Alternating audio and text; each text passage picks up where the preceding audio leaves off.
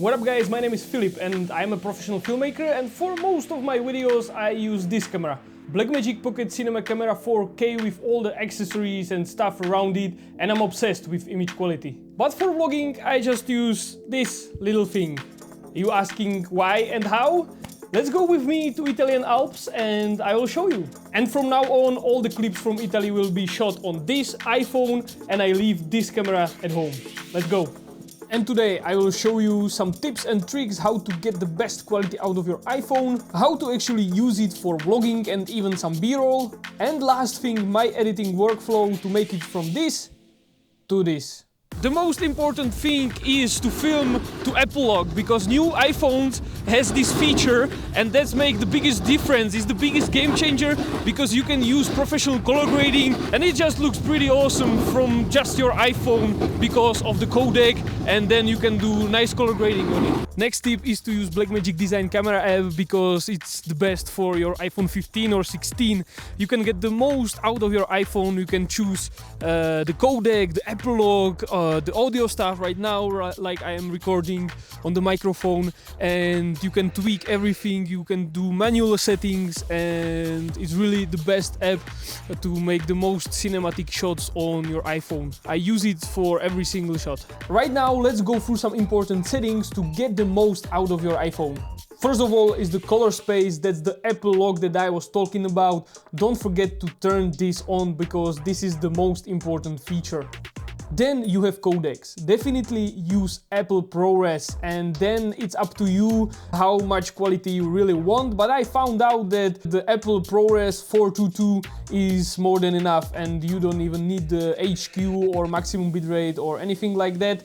I think the standard is more than enough for some vlogging and YouTube stuff. Because to be honest, it takes a lot of memory, so be wise with choosing your codec, because the better the codec, the bigger the file size is. Yeah.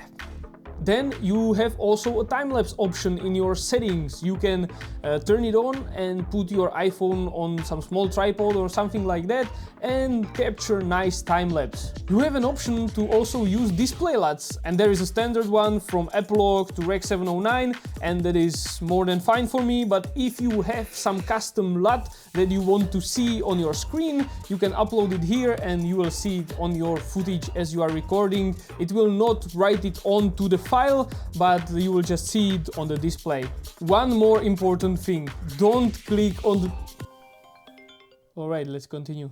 One more important thing, don't click on the display like this, because it will ruin the whole settings, autofocus and stuff like that. So be aware of your fingers, don't click on the display to focus on some certain point. Rather do it manually or leave it on auto. In my opinion, it's always best to use manual exposure. Autofocus, that's different story, but manual exposure settings, I think it's crucial to have the best shot because it will not be changing during your shot and different things, weird things happening. So always use manual exposure. There is one thing with the FPS. If you have possibility to shoot at 30 or 50 or 60 FPS, try to use it instead of 25, because in Europe we usually use 25, but with iPhones I found out that the 25 FPS it's a bit jittery and laggy sometimes. So if you have the option to use 30, rather use 30 in my opinion. You can buy all sorts of gear for iPhones, like cages, SSDs and handles, filters and so much more, but to be honest I don't really see a point of using it. I think iPhone should be just a simple setup. You have it in your pocket ready to go all the time, and when you put some cage and filters on it, you don't even fit it in your pocket. So I think that's the main point, to fit it all in your pocket. So then it loses its charm, I think. And the only thing that I really use is just a small tripod and microphones. I have my phone inside my pocket here. I just have the microphones, and also here another pocket. You can put just a small tripod and you have everything by yourself every time, and it's really all in your pocket and you can document everything no matter what. So I think that's really cool to have this powerful tool everywhere with you. Then we also cannot forget about lenses.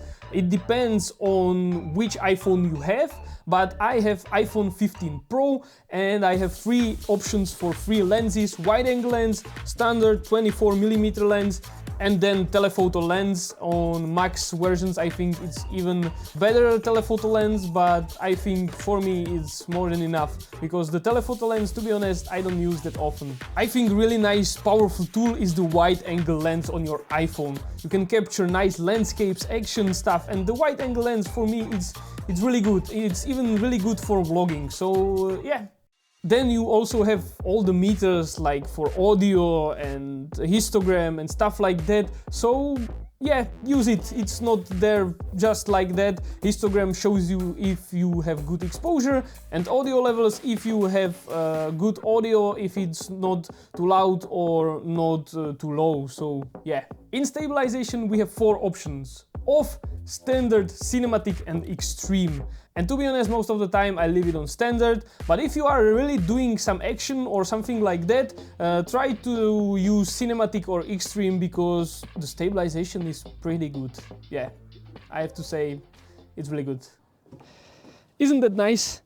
Yeah, I think landscapes is where the iPhone really shines, because you have nice wide shot of the beautiful scenario and you can really nicely highlight the area and stuff around you. So yeah, landscapes, pretty good with iPhone, I would say. Only be careful with harsh sunlights and harsh shadows and big contrast in your scene, because iPhone doesn't really have the best dynamic range, so we will have a little bit of trouble making it work in post-production. What I think is also pretty cool, that if you don't have a GoPro, you can just use your iPhone 15 or 16 to make some action shots, because it has really good stabilization, and in combination with the wide angle lens, it's pretty awesome.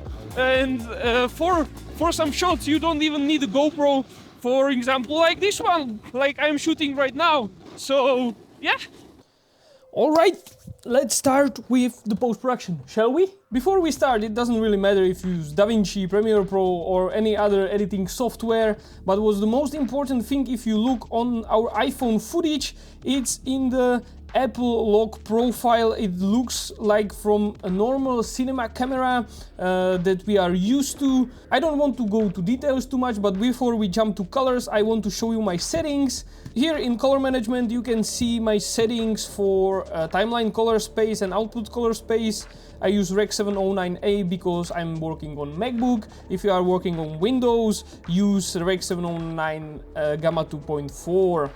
So first of all, when we jump to color grading, we need to convert the Apple log to some kind of normal image to Rec 709 color space, and we can do it in different ways. The first one is using color space transform, the second one is doing it on your own, and the third one is using some kind of conversion LUT. I will show you the way how to use color space transform. So we will put color space transform, here we will put Rec 2020, and here our Apple log, and output color space we want to use Rec 709 and Rec 709A. The only problem usually with the footage from your iPhone is that it brings the exposure a bit down, so sometimes it's not the best option to use color space transform, and it's better to do it on your own. Or here is a second option. I have some color space transform LUTs for Blackmagic design cameras, and it actually works even for the iPhone footage, so I usually use that. I don't tend to use the color space transform, but I just wanted to show it to you as an option. But I want to show it to you without any plugins or external LUTs, so let's stick with the color space transform node. First of all, we need to bring the exposure up. Alright, to some level where we want it. Alright, we will use curves to do a bit more contrast on our footage. Yeah, I think I'm good with the exposure stuff. Now on another node, we can play with saturation. I usually like to use a little bit of color boost, like that, and you can see right now we have like normal colors. I can maybe add a little bit of warmth to the footage, so bring the temperature up a little bit. Yes, that's better. And right now it's up to you how you want to color grade your footage. I usually for all of my shots use the Enhancer, which is an external plugin. I will show you a quick color grade with it. It's pretty simple. It has awesome film stocks, and if you want to use it, you can check out a link in the description. There is a code for a discount and you can try it for yourself. Then I will show you without it. I would just throw in the Enhancer.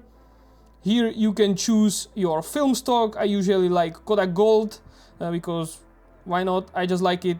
You can see the difference. And here you have bunch of stuff which you can try, but I don't want to go to details. I will just show you how I do it. Here I usually go with one of the codecs. Yes, that's good. I will just bring the exposure a little bit more up. Then I like to do a little bit of color density. It's like film saturation. It adds like nice vibe to it. We can add some film grain to add film look or no. Halation, sometimes I use it. But what I really like to use, especially for iPhone footage, is bloom or glow. It softens the image a little bit. So that's what I use usually. You know what, maybe let's try the Kodak 2383 print film. Yeah, that looks nice. Okay, we have the teal in the background. And in the end, because I don't use any ND filters or any other stuff like that for my iPhone, because I don't want to carry it around, then I need to crank up my shutter speed to really fast speed, especially when I'm filming outdoor stuff on snow during sunny day. I am using like 1/8000 shutter speed. So you can add artificial motion blur. You can do it either in DaVinci Resolve, as I will show you right now, or with external plugins. So in DaVinci Resolve, you will go to this tab. Here is a motion blur, use better, and play with the motion blur that you want to add. It's a bit heavy on your computer, as you can see. My computer is not handling it, but it will add a little bit of the motion blur and it will look more natural.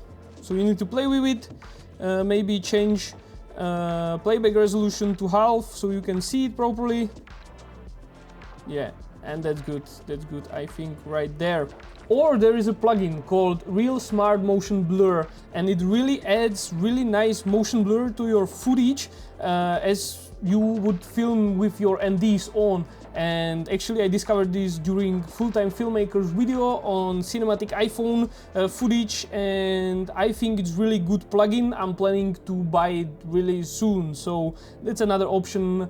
You can check the video down in the description below. Okay, and right now, if you don't want to use the Enhancer, you can build out your own look as you like it, as you prefer it. So let's try it out. I like to push the blues a little bit more to the teal. Then also I like to put a little bit of blue to my shadows, and then to my highlights put a little bit more of a yellowish tint. Then also I like to add a little bit of vignette like this. Boom, vignette.